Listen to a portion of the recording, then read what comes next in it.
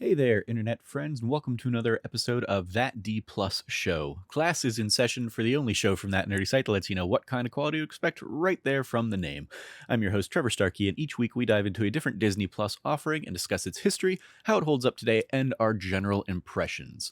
This show is made possible entirely by the support of our patrons over at patreon.com/thatnerdysite. So if you like the show and you can support us over there, we would definitely appreciate it. But if you can't, no big deal. The fact that you're listening is awesome. And of course, we would love it if you like, subscribe, rate, review, share the podcast with your friends, all that fun stuff. So I am flying solo for this episode after our 3 months Summer of Star Wars kind of mini series that we've been doing. I'm giving the rest of the team a break slash wanted to kind of just knock this one out by myself because I'm not going to be here when we would normally do our recording because I am going to do a Disney trip. It's been a while since I've been to Disneyland, and I took this week off from work and didn't plan on doing Disneyland back when I put in the vacation request time, but I kind of made some last minute decisions to go check out Disneyland and California Adventure so I can finally go to Star Wars Land and go to the new Marvels or the new Avengers campus over at California Adventure. So I'm going to be doing that this week. And presumably, if all goes according to plan, the day that this episode goes live, I will be out there at the Disney parks. So in honor of that, I wanted to sit down and do an episode on Behind the Attraction on Disney Plus. Because I'm in Disneyland and experiencing some of these attractions. So for those that don't know, Behind the Attraction is a documentary series where kind of each episode, there are 10 episodes on Disney Plus, each one diving into a different attraction in the kind of Disneyland, Disney World, Disney general properties. The episodes I'm going to be looking at today are the first 3 episodes, which are Jungle Cruise, The Haunted Mansion, and Star Tours. So I'm going to be talking a little bit about kind of each of those 3 episodes and just the cool little behind the scenes things that they kind of go over there. This was originally released. Episodes 1 through 5 were originally released July 21st, 2021, and then the second batch, episodes 6 through 10, came out August 25th. Let me see if I can pull up what the other episodes are, since I'm not going to be diving into them, but it might be interesting enough for you if you are so inclined.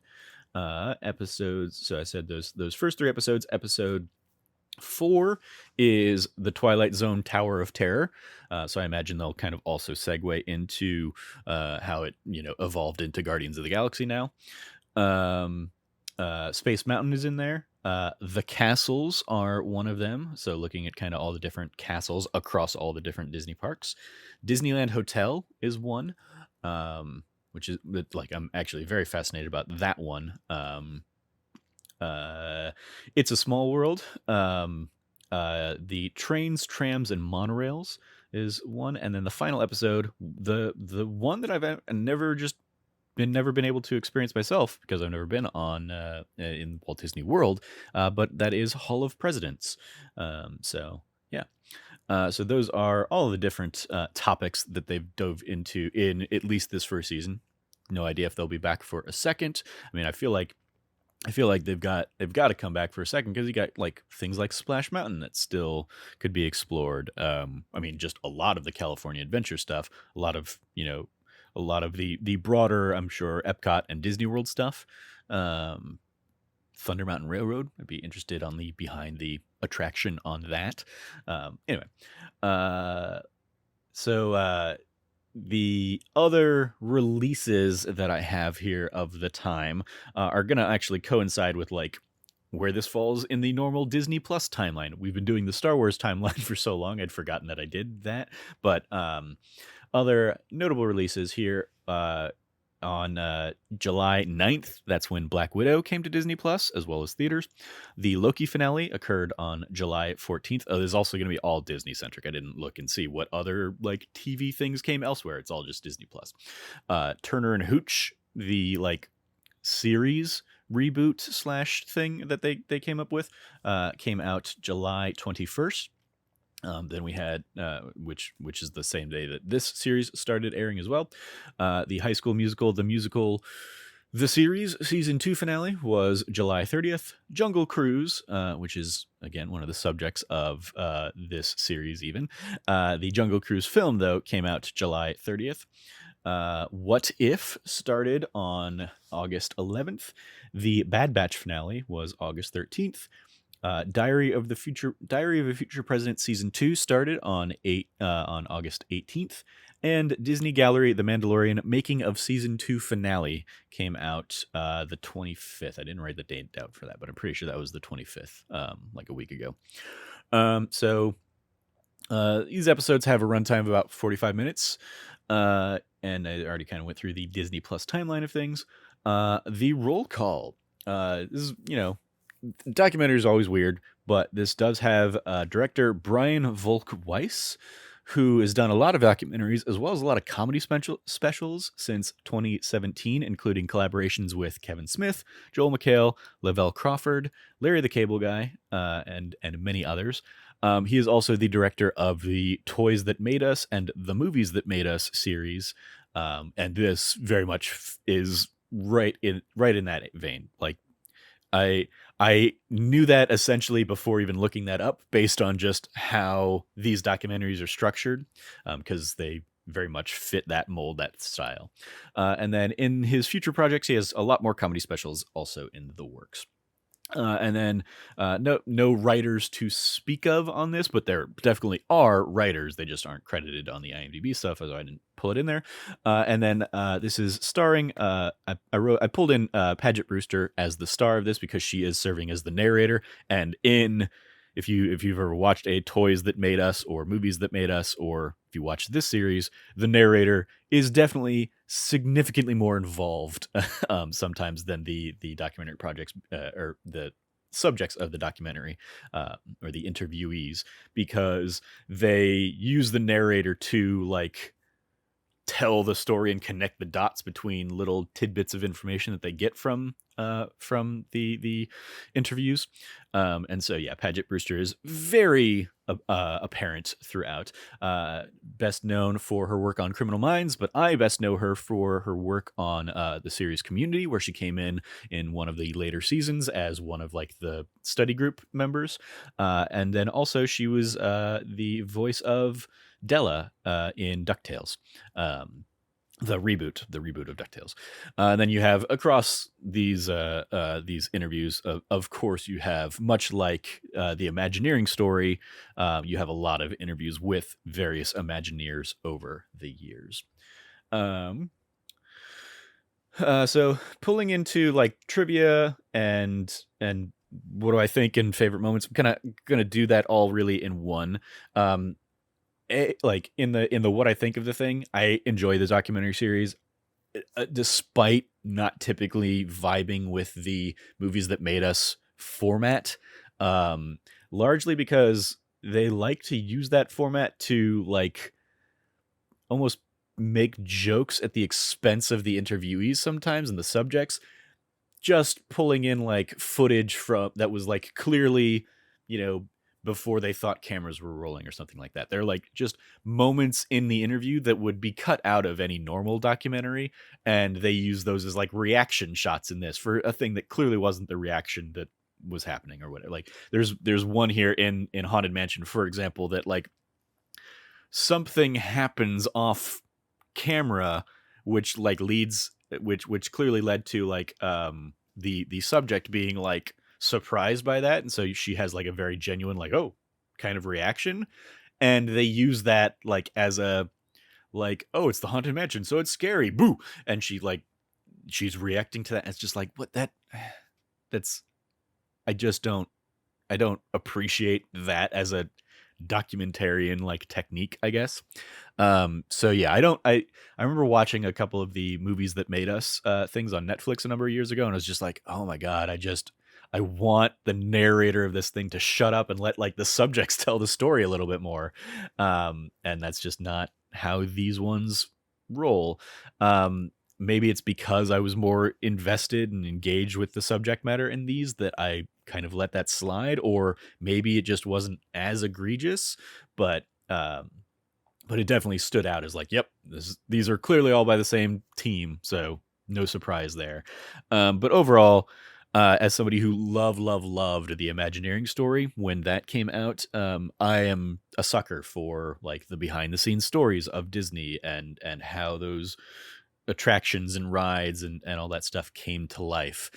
So getting more in depth deep dives into these things, and especially with these three episodes, with the Jungle Cruise, with the Haunted Mansion, and with Star Tours, it's they talk a lot about, of course, the initial idea of the rides, and then they talk about how the rides have evolved over the years, which you didn't get as much of in the Imagineering story. Even when they talk about the Jungle Cruise in the Imagineering story or Haunted Mansion, like they talk about those things coming to life, but then they don't really talk about how to keep up with with the times and stuff, they how those things evolved over the years and how those things change. So these are more focused histories, I guess, that I really appreciated.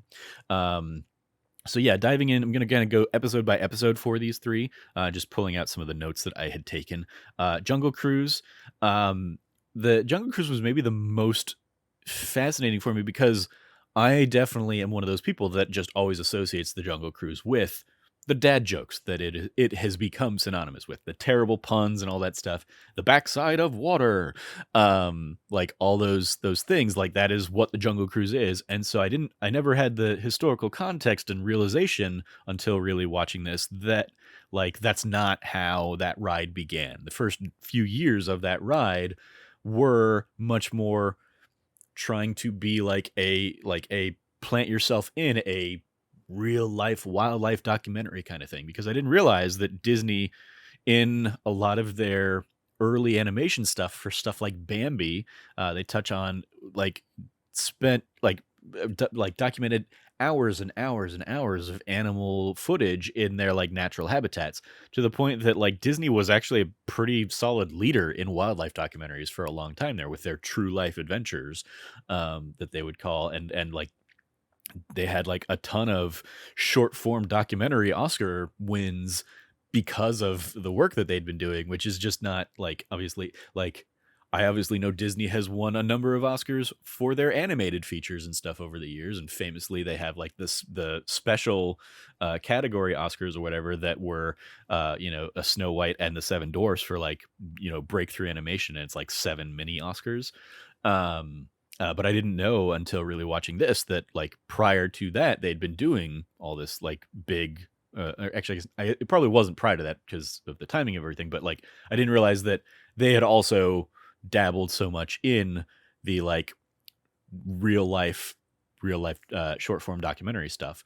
So that was a fascinating element. And then just kind of realizing that like the original Jungle Cruise was much more in that vein. It was, there wasn't humor in the ride. It was more about like skippers taking you through this land, through this river, and showing you, the sights, and showing you the animals in their quote, natural habitats. So I thought that was an interesting thing.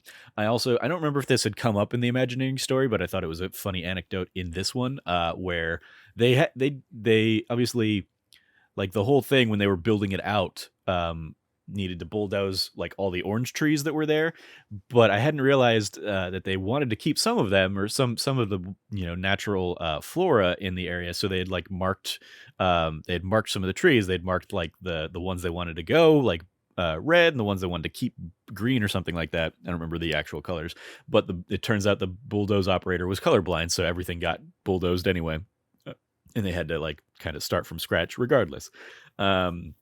So I like that. They have a fun little kind of anecdote about what's called the Dominguez Palm, which I'll certainly keep an eye out for when I'm there this week. In honor, and Ron Dominguez, a former Disney person who also gets a lovely little like in memory of thing at the end of this documentary, following his passing, I believe earlier this year. They talk about how like that was like, it was planted for his grandparents on their wedding day or something like that, and they donated it to Disney, and it got like prime placement at Disneyland, and so I thought that was a cool little story. But yeah, the as I said, the original Jungle Cruise apparently very dry, and they really only had like a single joke in there as they touch on. They were like, people say the original Jungle Cruise wasn't, it had no jokes. It had one joke. It had a joke where if you're walking, they were boating by a giraffe, and they can say, so now you can say you've had a nodding acquaintance with a giraffe, because the giraffe was like nodding its head up and down. And it's like, yeah, I guess that barely qualifies as a joke. But it wasn't until they brought Mark Davis in, who was, like who you now would associate with the Jungle Cruise. And I remember the Imagineering story talking about Mark Davis's involvement with the Jungle Cruise. I just thought it was like from the off he was involved with it, or they'd like tried it in some test runs or something, and didn't realize that it had been out there for a few years as just like a normal like wilderness attraction kind of thing, until they decided to revamp it and then add on all these new features, to tell a story across the Jungle Cruise. And so yeah, I look forward to, especially because it's one that got updated over the course of the pandemic, especially. But I think it was already in the works to be updated to remove some of the culturally insensitive things that were still in there. I look forward to experiencing that myself. I also, I've never been on the Jingle Cruise variation, I don't think, so that's another thing I look forward to.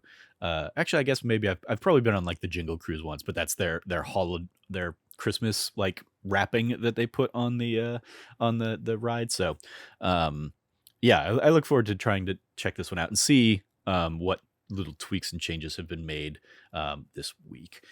So yes, shout out to the Jungle Cruise. They also do like a broader tie into the fact that like this whole series is produced by Seven Buck Productions, which is Dwayne Johnson's production company. So this first episode is very much like hey, also go see Jungle Cruise in theaters or on Disney Premier Access in a couple weeks time, because of when these first episodes came out. And so you have a lot of like Dwayne Johnson kind of interviews and kind of like teasing the fact that, hey, this ride has now become like a major motion picture and all that stuff. But yeah, just some cool fun stories. I also appreciate there was a little anecdote in there about how Walt, when he would when he was alive, would go and like tour the park and go on rides and stuff, and he went on the Jungle Cruise one day, and like the boat operator was so kind of panicked by that that they've kind of sped through the spiel and just kind of like raced through the river. And and and part of me is like, well, how did this happen, given like if everybody else was doing it at the normal pace, this wouldn't have been a problem. But anyway, but they talk about the idea that the ride was supposed to be 7.5 minutes, and for Walt it was only 4. The guy had raced through everything so quickly. And so again, I say like, well, if there were other skippers and other boats on the river, like this guy would have maybe sped up and raced through some stuff, but he would have gotten to the point where you were seeing other boats. And so I don't know, like how he was really able to race through everything, unless everybody else was also racing through everything and just kind of like, it was a speed run. Anyway, but I also never realized that when you get to like the hippo section and the skipper shoots off their little pistol, that's basically like a time check for like where they are on the ride. And so it also kind of lets the other skippers around them know, oh, there's somebody at the hippo thing. So I thought that was a cool little like making of. Also, I think this was probably the first time I ever like officially got confirmation that the boats are on a track. Like I pretty much always knew that was the case, because I'm seeing people like spin the thing, wildly or whatever. But like seeing them actually like drop boats in on the track with no water in the river was was a fun little like, aha, confirmed. Anyway, up next was the Haunted Mansion. And the first thing that jumped out at me on the Haunted Mansion was that for some reason I have always thought that Vincent Price was the ghost host narrator of the ride, but it is instead Paul Frees, who's probably most famously known as playing Boris Badenoch on Rocky and Bullwinkle, or he also plays Ludwig von Drake in the Disney universe. Early Ludwig von Drake obviously passed away a number of years ago, and that role has since been taken over. But yeah, in those like early or the Disney animated stuff of the 70s and probably early 80s, or in maybe even 60s, Ludwig von Drake was by the same guy who is welcoming you to the Haunted Mansion. This is one I like. I remember the stories of this one from Imagineering Story, and the idea that like the Haunted Mansion was there day one, but it was just like an empty facade. They didn't know what to do with it yet, didn't know what to put in that place. And so they would kind of like set up these teases of like, we're taking all applicants for any ghosts that are looking for a place to spend their afterlife or whatever. I saw like those things being fun. The thing that was like an extra delight is so Yale Gracie was handling the magic stuff, but then you have Raleigh Crump who gets introduced here, who I do not remember from the Imagineering Story, and he's just a delight of a character. Tells funny stories about how the janitors of Disney back in the day, when they were like coming up with ideas for the Haunted Mansion, didn't like going into their office because they had all the like skeletons and spooky things in there or whatever. And so Raleigh and Yale Gracie went through and basically like triggered or set everything to like trigger on motion sensors or something, or maybe it was they were to be timed or whatever, so that when the janitors were in there, they'd get like a spook, an extra scare from these things. And then I love the little thing of like, yeah, and the next day the janitors basically said, we're never, you get to clean up your own mess. We're never we're never setting foot back in there. So I thought that was just a fun little cute anecdote, and this guy was just a charming little charming old man. But I love the dichotomy that is obviously very apparent on the ride, because they just didn't know if the Haunted Mansion should be more on the scary side of things or if it should be more on the like funny side of things, and ultimately they end up obviously going with both. And you have Claude Coates, and people like Raleigh and Yale a little bit working on like the spooky side of things, but then you have Mark Davis again from Jungle Cruise and being like Walt's funny man, coming in to add levity and add humor to the ride. And so you get, on the funny side of things, you get stuff like the stretching room, and the images that look like one thing and then like turn into more dark and sinister bits, or you get the whole idea of like the grinning ghosts like sequence and all the funny little hitchhiking ghosts and stuff like that.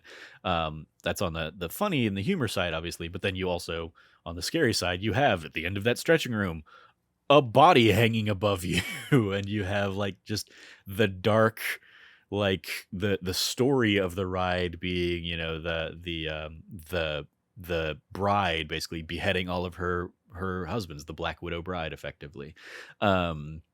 So yeah, they it ends up working out that they kind of like leaned into both.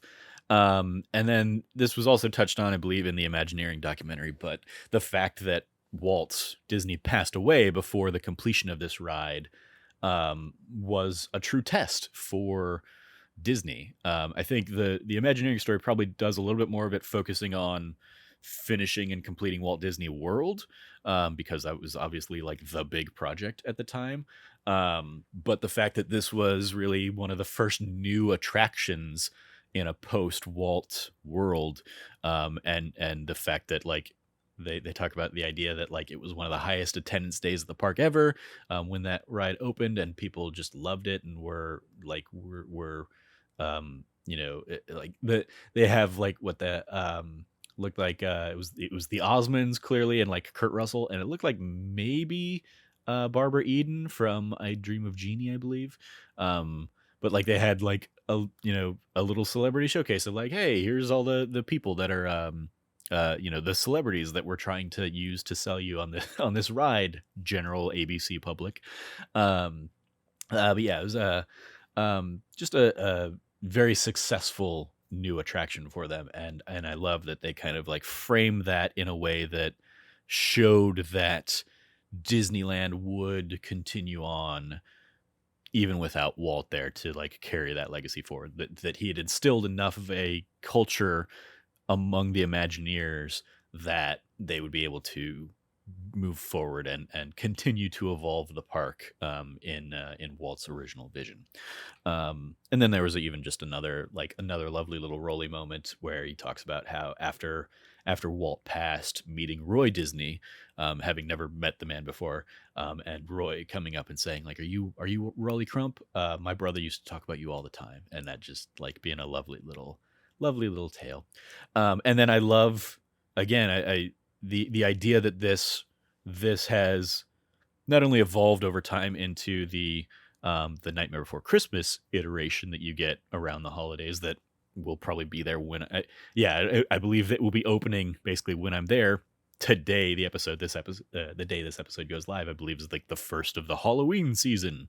Um, so unfortunately, I missed the normal version of that ride, but the, I love that they also kind of touch on how like they had to kind of think about where the Haunted Mansion goes at some of the other parks. New Orleans Square, it works in New Orleans Square in Disneyland, but Disney World doesn't have a New Orleans Square, so they have it in Liberty Square, and they changed the design architecture of it to like a more American Gothic or a Southern Gothic kind of thing. Uh, um, in Tokyo Disney, they basically just do a copy of the Disney World one, and it doesn't make sense at all because they put it in Fantasyland right next to It's a Small World or whatever. I love that weird juxtaposition of like, oh, because especially if you listen back to the Imagineering story, like Tokyo Disney was basically like Tokyo and like was paying for everything. They just wanted kind of a carbon copy of Disneyland and didn't really care about like it wasn't a dedicated project from the Imagineers. They weren't trying to like recreate anything. They just kind of like took things wholesale and were like, all right, this will fit here. So yeah, it's going to go next to It's a Small World. Fine. And they just kind of like lift the ride like wholesale. Because they also talk about that being a time where like a lot of the rides didn't have proper engineering documents and construction things and whatnot. So they used Tokyo Disney to really like streamline a lot of their processes in terms of like all that drafting blueprints and all that stuff. So I just kind of like love the marriage of those two documentaries in my mind, thinking about like, yep, It's a Small World, and then right next to it, you just get the Disney World Haunted Mansion plopped right down there. Very few little adjustments made. But then they do talk about like when they go to Euro Disney, which is now like Disneyland Paris, they it's hard to compete with it's hard for the Haunted Mansion to compete when you literally have the catacombs of Paris and just like basically streets paved with skulls underneath the city streets. So I liked the idea that they had for that of like, well, let's put it in Frontierland and we'll make it like a a ghost house in this haunted ghost town of Frontierland, and kind of like adapt the story around that. I thought that was a cool thing.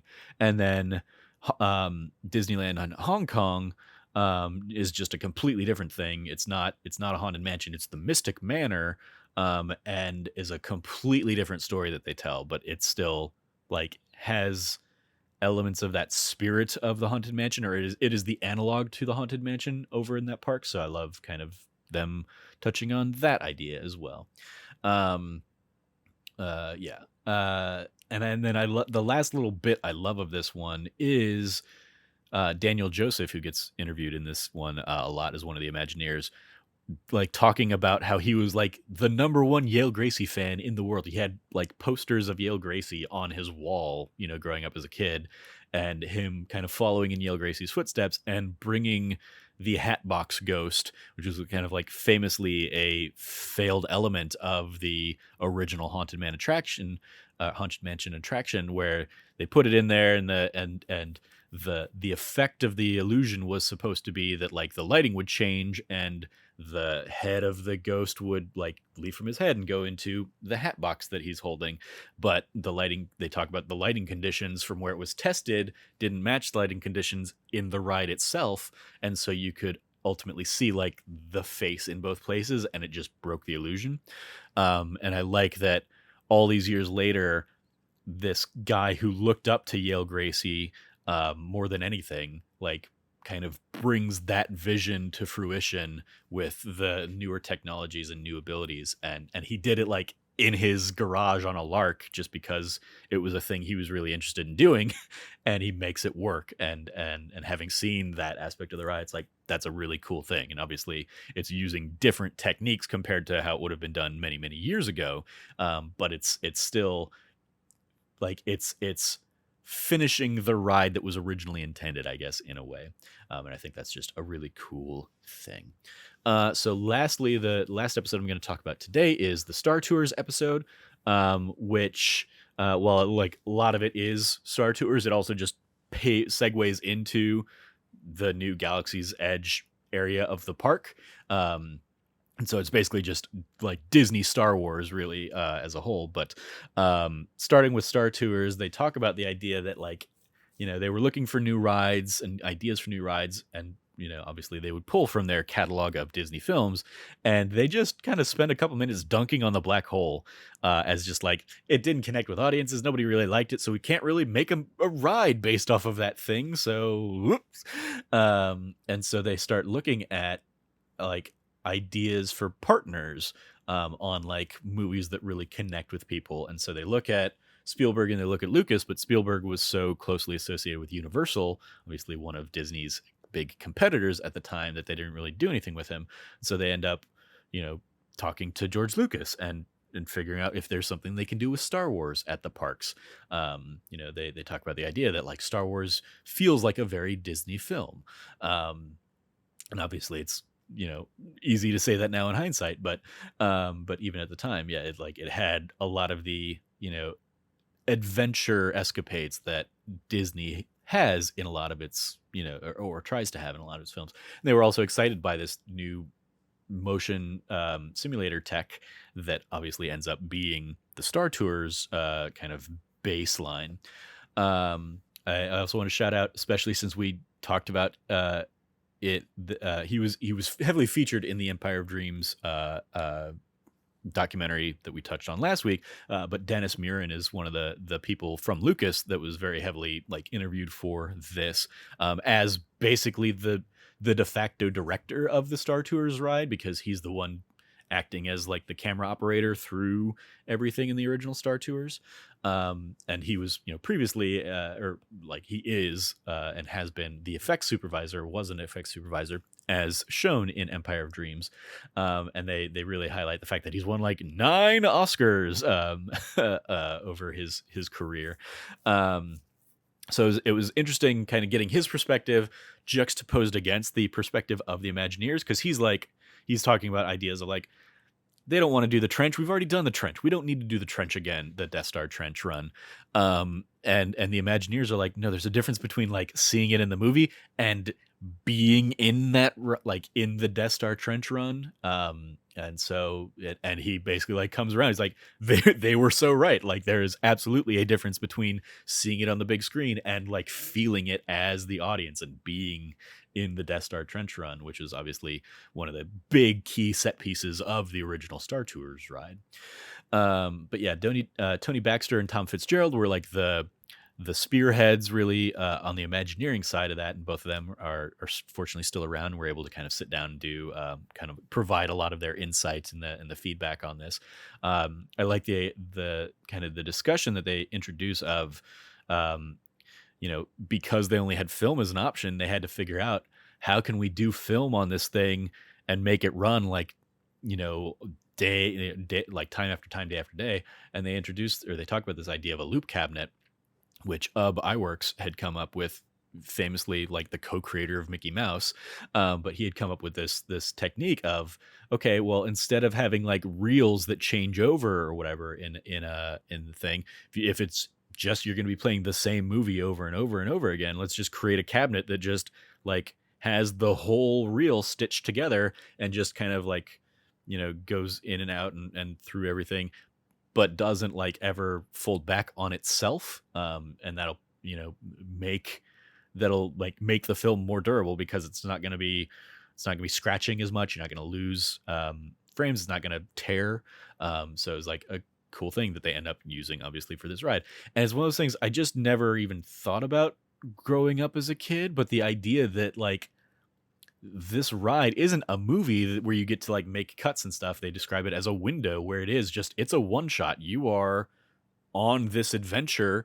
And so they're having to go from like, set piece to set piece. And they talk about having to basically like hide the cuts and make the adjustments and stuff here and there. And so, because you have basically the camera, like the thing starts with you in the hangar, and then you kind of go off the beaten path and the wrong way. And then you get out of the spaceport through like the construction area, and then you have to go from that into a space battle and stuff like that. And it's one of those like, oh yeah, I just never thought about the idea that you couldn't have a camera just go through the entire sequence like this without being like impossibly detailed and stuff for this time. Now you can certainly do all that stuff with like CGI and stuff, but the idea that they talk about having to like hide cuts here and there where they would switch from this, model that they're traveling through to a matte painting or to to another thing, was just a cool like little behind the scenes movie magic element. Of course, it was crazy popular, so they didn't really follow through initially on the idea of like the thing could be ever changing and they could reprogram the ride or the hydraulics and stuff, and sync it to a new film over time. They didn't really do that until George Lucas came back with the prequels, and then obviously you get what they describe as the slot machine approach, which is still like how the ride operates to this day, where you get kind of like an introduction sequence, and then you get like Planet One, and then you get like the Resistance leader speaking to you, and then you get Planet Two, and then you get like and that is the end of the ride. So and that has just continued to grow with all the new movies that are coming out. Like I'll be very curious if I go out there to see if I see a Rise of Skywalker iteration, because I don't think I've been back to Disney since Rise of Skywalker came out. So I'll be curious to see what that experience ends up being like. If it is maybe they pull from the like the skip, like the light speed skipping that they do at the beginning of Rise of Skywalker or something. Like what is the exciting element? Like Last Jedi has the battle on Crate, where you're like flying through and you like kind of crash into the earth, and you're like going through the underground caverns where there's all those like red crystalline structures and stuff. And I'll be very curious to see what, if anything, they've done for Rise of Skywalker. I'd also be curious to see if like they ever did like a Rogue One variation or something like that, because I think you could have some cool like the Battle of Scarif things there. But just really cool that they've like they've really embraced evolving technology to be able to make that such a unique experience over time. But then they pivot into the Galaxy's Edge stuff and talk about just the excitement around, we're finally building a Star Wars land. This is crazy. This is cool, when Disney buys Star Wars, of course, and Lucas. And they talk about this idea of like, so what are we going to do there? Are we going to, is it going to be Tatooine? Are we going to basically drop you into the Mos Eisley, spaceport? And they talk about all these other options that they have. And they even talk about like Bob Iger basically says, no, you got to make it more like in line with like the new movies that we're bringing out. And so they get basically like the advanced like pitch of the movie from J.J. Abrams for Force Awakens. And ultimately they kind of land on like, all great, and we'll definitely like pull in elements of that, but maybe we just need to make our own place. And so the idea of Batuu comes up, and the details that they put kind of all over that place. They talk about the idea that like they took the original like treadmark rubbings from R2D2, the original R2D2 like model, and like have those rubbings in the cement that you can see at the park. And incredibly subtle. Most people will miss that, but I will certainly be on the lookout for it when I'm there this weekend.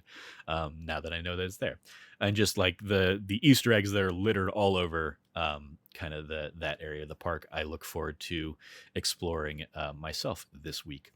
Um, and then they kind of segue into talking about the Smuggler's Run and how like when they started coming up with the idea for that ride, they had to really just rely on the fact that like hopefully by the time we're ready to bring this out, the technology will be there, because like it's basically a video game, and it's rendering like you are controlling the Millennium Falcon, and so like that is having to render in real time based on the things that you and the people on that ride are doing. And this is one like I am so envious that for the last year and a half my parents had been on the Smuggler's Run ride, and I have not, because I've not yet been back to Disneyland since Galaxy's Edge opened, because I wanted to wait until Rise of the Resistance was out there, and then a pandemic hit. But yeah, so I mean, this is obviously the thing I'm looking most forward to experiencing this weekend is going to be just like walking into Batu for the first time and just like seeing the sights, seeing the Millennium Falcon there in front of me, seeing X-Wings, and then going on both Smuggler's Run on that as a ride, as well as the Rise of the Resistance ride that is like even the little bits they show here and there of that in this. They talk about like this is a thing that basically needs to be seen to be believed, and that's pretty much the vibe I've gotten from every other little like bit I've heard about that ride. Is like it is unheard of how it works and how everything like goes together, and it seems to be building on like all the latest technology. Like one of the things they touched on in the Haunted Mansion thing was that instead of the like singular track of doom buggies that you have in like Disneyland, in the in the Disneyland Paris version of it, they're on freestanding carts that move around based on like programmed tracks and stuff like that.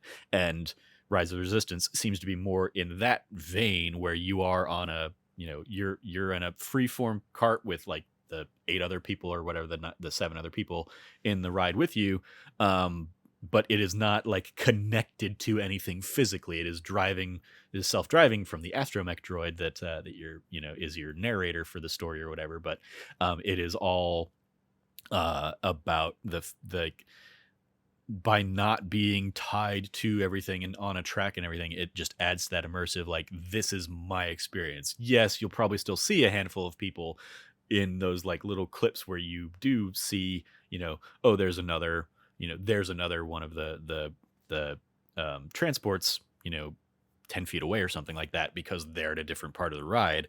But it just seems like it's going to be such a cool thing. And I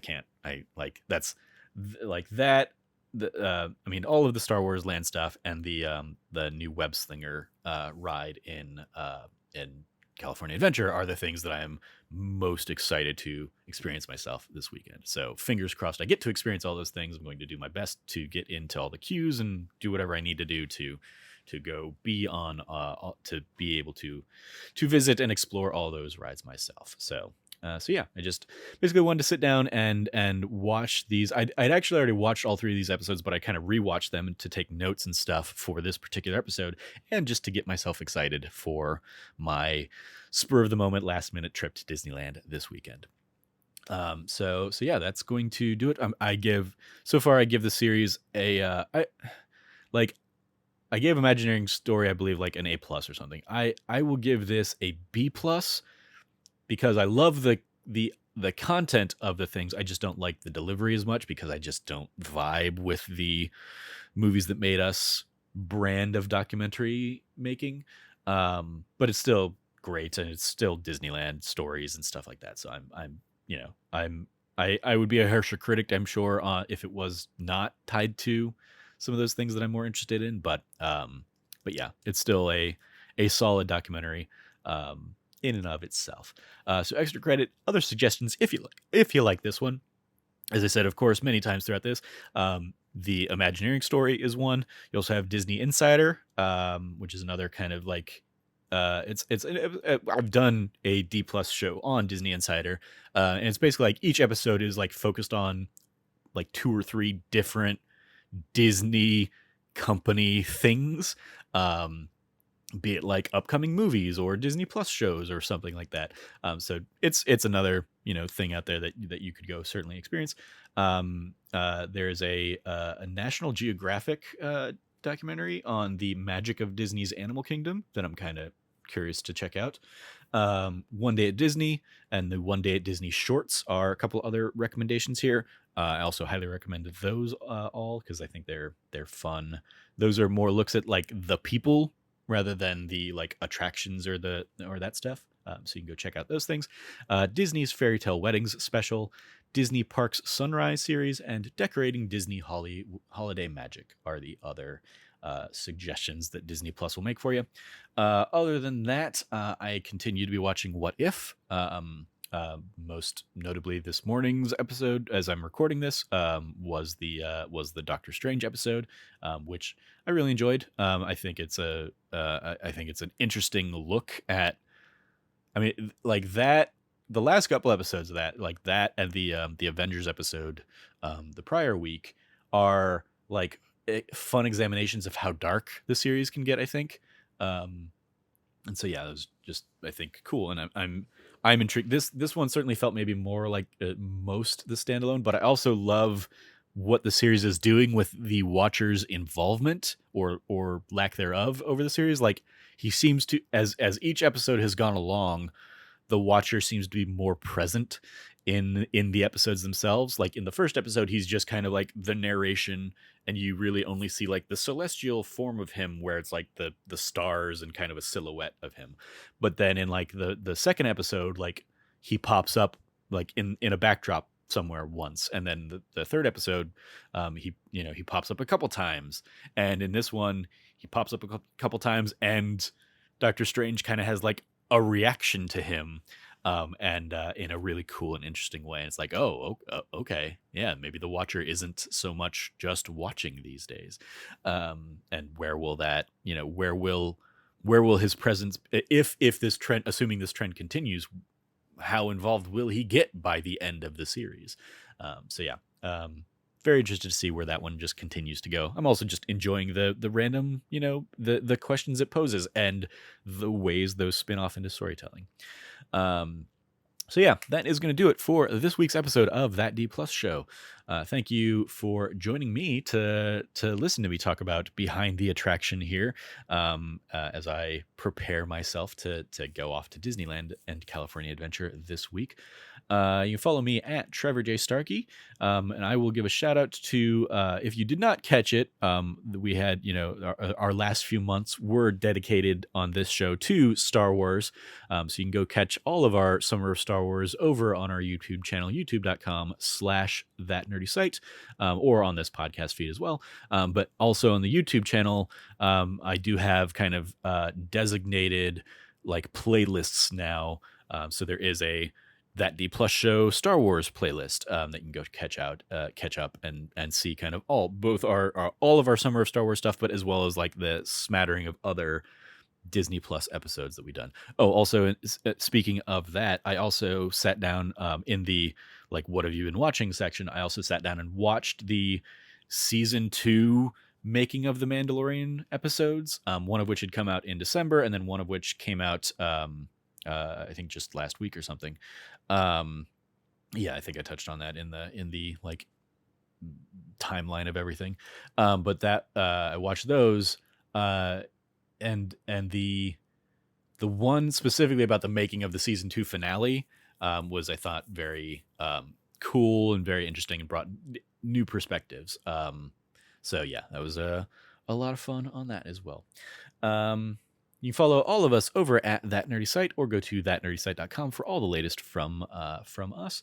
If you liked what you heard, once again, please remember to rate, subscribe, like, review, all those fun things, and maybe consider sharing it with your friends, or even supporting us over on Patreon, patreon.com/thatnerdysite. Thank you for joining me. As always, stay nerdy, be good to each other, and class dismissed.